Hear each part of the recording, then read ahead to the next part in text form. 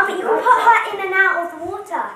Hello doll fans and welcome back to Beauty Inside a Box. I just want to start off by apologising that I haven't been making videos as frequently recently because basically we've been having some redecorating work going on in my house and specifically in my room, so I haven't been able to film that, and also I put all my dolls under dust sheets and into storage and stuff like that, which obviously hiding all my dolls away has made it really hard to make doll videos. So I haven't really been able to do it, and also obviously I haven't been able to film in my room, so today we're in my kitchen. But I thought today I'd do a little bit of a different video. It's gonna be a kind of like story video. Basically, a couple weeks ago I promised a Q&A video and I asked you guys to write me questions, but I felt like commonly asked questions were mostly about my experience growing up collecting dolls, so I thought it might be easier to instead make a kind of comprehensive story of my doll collecting throughout the ages. I'm also planning on doing a doll storage video when my room is back in order, so I can show you how I store my dolls, like make a whole video properly explaining how I store my dolls, because I keep getting asked that. Lots of you guys are interested in how I do that, so I will show you. But that's going to be in a future video. Also, if you enjoy collecting dolls, if you enjoy watching my face, please don't forget to subscribe to my channel. Anyway, let's get on with my doll collecting story. Basically, growing up from when I was born till I was about 4 years old, I was really into kind of boy stuff like Thomas the Tank Engine and The Jungle Book. And then I went to go and see this little movie when I was about 4 or 5 called Pocahontas. And I was obsessed. I loved Pocahontas so much. I used to pretend to be her in my living room, sing all the songs. Really badly, by the way. I used to sing the line, "You think I'm an ignorant savage," as "you think I'm an igloo and sandwich." So there's that. I was an intelligent child, as you can tell. But yeah, I was really obsessed with Pocahontas. I wanted to be her, I wanted to have all the merchandise. And basically, my dad had a job at the time in the media and he got invited on a special press trip to Disneyland Paris, but they weren't allowed to bring kids, unfortunately. So my dad went on his own, and while he was there, he was gonna bring me back a gift, a souvenir from the parks. And you know, he said later on, he said that he kind of contemplated whether buying a doll would be a good idea, but you know, that was very fleeting, like only a couple of seconds, and then he was like, no, look, he loves Pocahontas, I'm just gonna buy him the Pocahontas doll. So that's what he did. He bought me a Pocahontas doll from the Disney store, brought it back, and I was over the moon. And my love for dolls really started then. I absolutely loved that Pocahontas doll. I don't have the same one. I ripped off her head at some point, accidentally, by the way. Starting off, my collection was pretty limited to just Pocahontas dolls, until I started hanging out with my grandma's friend's granddaughter, and she had a ballerina Barbie. I think the name of the doll is Twirling Ballerina Barbie. I've done a whole review on this doll before. But anyway, she had this doll and I was obsessed. I wanted this Barbie so much and I kept trying to steal it off her. And me and this girl would argue so much over this doll that eventually it had to be taken away from both of us. Neither of us were allowed to play with it. And I remember it being put up on my grandma's shelf where we couldn't reach it, and we were both just like desperate to play with this doll. And then a couple of weeks later, my grandma's friend, who I mentioned earlier, she actually bought me, it wasn't my birthday or anything, but she bought me the exact same Barbie, which was really nice of her. And this friend has sadly passed away since, but you know, it's a really nice memory that I have of her. And so kind and selfless. I mean, I wasn't her grandchild or anything. I was just like her friend's grandson, you know, completely random relation. And for her to buy me a doll was really heartwarming. So yeah, so she bought me that doll and I was over the moon. It was such a beautiful doll. And it's so funny because I don't remember very much from my childhood, but stories related to dolls, I remember really clearly. Like, I remember going to the open day for a primary school. So I must have been like 3 or 4, going to an open day for a primary school, and I remember another girl in the playground was playing with bubbling mermaid Barbie, the one that had bubbles that like came out of her head, came out of her crown or whatever. She was playing with her in the sandpit, and I remember just being like obsessed and wanting to have that doll. Like, isn't that crazy that I remember that?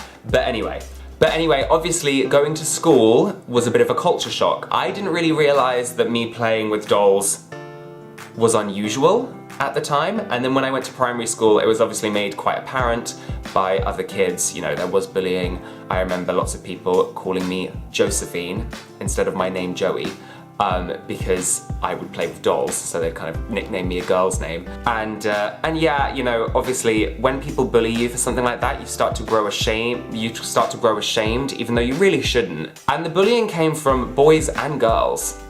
You know, you would think it would just be boys, but no, there were lots of girls as well that would bully me.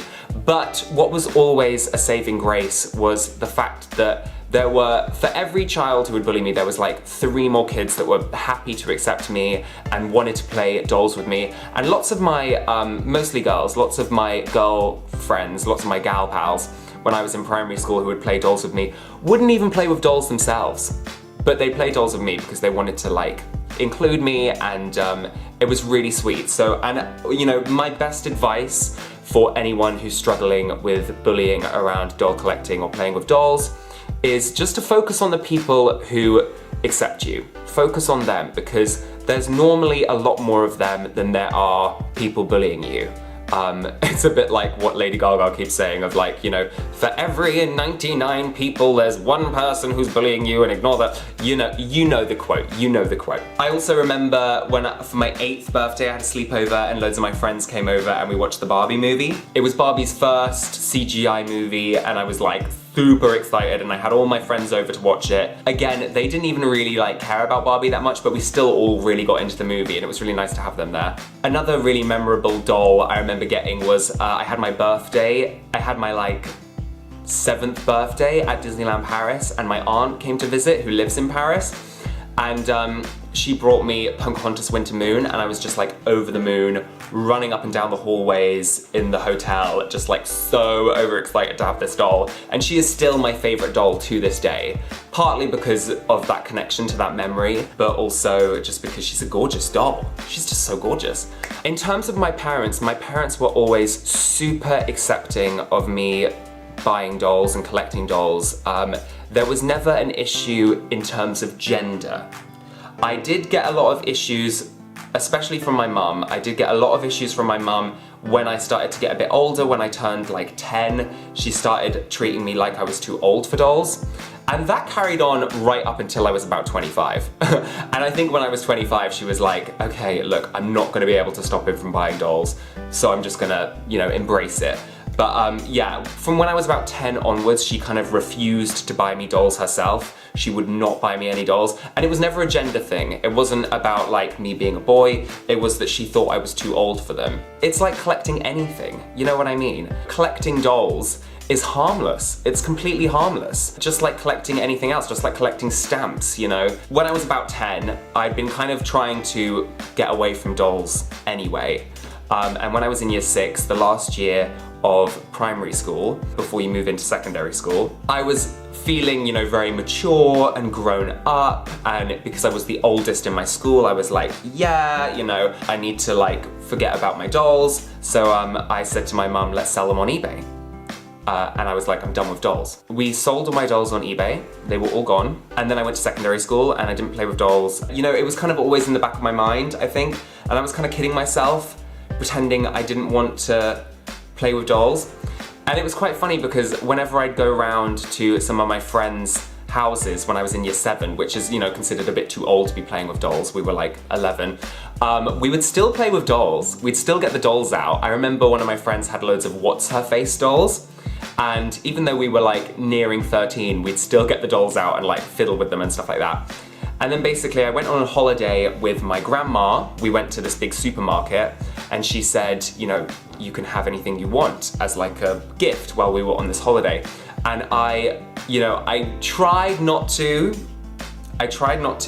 but I just grabbed loads of dolls. I grabbed loads of Barbies. We went back to the supermarket quite a few times and I bought even more dolls, and my grandma ended up buying me like 4 different dolls on that trip. And also I was like deeply, deeply unhappy at secondary school, and I think dolls have always been quite a nice way to lift my spirits. It's not the most healthy way to lift your spirits, I have to say, because it's such a short-lived relief from whatever troubles you're having. And I did end up being bullied quite badly at secondary school, but that wasn't really to do with me collecting dolls. I think it was a little bit to do with me being effeminate, but I learnt from then on, from the beginning of secondary school, I'm not going to tell anyone that I collect dolls, and I kept it a secret for a really long time. None of my friends knew that I collected dolls.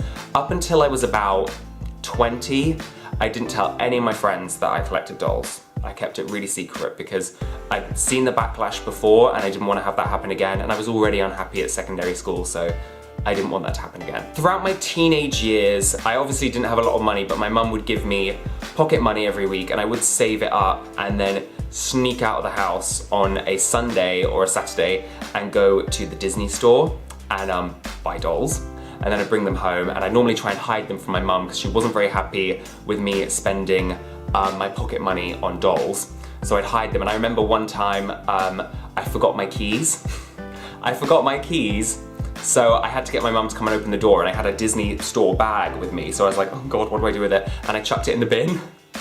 And I went inside and I didn't get an opportunity to go out and get the doll out of the bin until like the evening.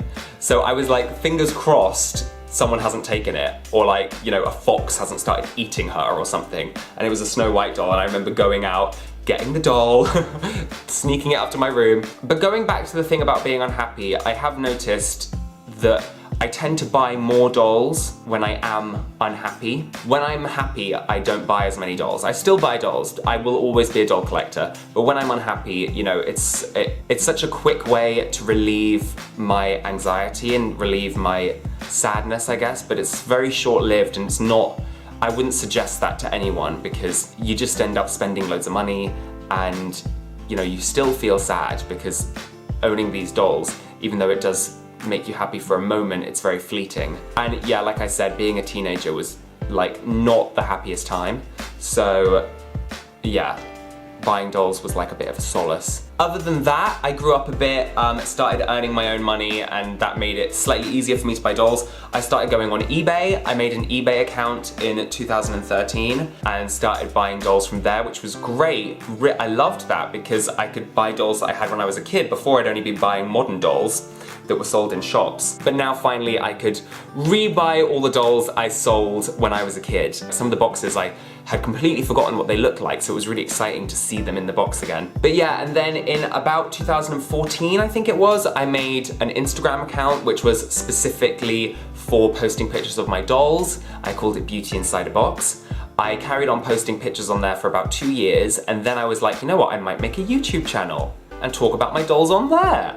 So I made a YouTube channel, and for a really long time I didn't show my face because I was embarrassed and I was scared that some of my friends might find it or whatever. But eventually I just started showing my face, and quite a few of my friends have seen my doll channel and know about it now, and there has not been a single one that hasn't been supportive and accepting, and lots of my friends were actually really intrigued and wanted to kind of like see my collection and blah blah blah. I've been very lucky to grow up with an incredibly liberal family and incredibly liberal friends, and I live in central London where, you know, it's an incredibly liberal, accepting environment for the most part.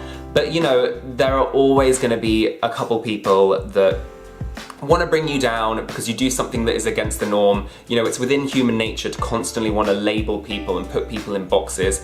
And you know, a 20-year-old, 25-year-old boy collecting dolls, it doesn't gel well with a lot of people's idea of what a 25-year-old boy is meant to look like. So that's why people lash out in weird ways. But you know, majoritively people are really accepting, and it's been so nice to make my YouTube channel, because honestly, I thought I would get quite a lot of hate on there, but I haven't got any. Everyone's been so nice, everyone's been so supportive, so accepting. For the most part, doll collecting has been such a fun experience, and I've really enjoyed having this platform, being able to speak to you guys on YouTube about your collecting, about your experiences collecting dolls. You know, it's really fun, and it's really nice to have something in common with a whole community, and I really appreciate all your support and all your kindness. And you know, I hope you guys continue to enjoy collecting dolls as much as I do. So that is the end. This is probably gonna end up being a really long video. I just rambled on and on and on, but that was basically a comprehensive look at my whole experience collecting dolls. I hope you found this video interesting in some way. I'm not sure if people will find this really boring or really interesting. So yeah, let me know if you found any of it interesting. Let me know your experiences collecting dolls, when that spark happened. I love hearing your stories about collecting dolls. I've had them before in the comments and it's really nice to hear. Once again, thank you so much for watching my video. Please subscribe to my channel. Please like this video if you enjoyed it. Please comment and don't forget to check me out on Instagram and Twitter. And I will see you really soon, doll fans. Bye!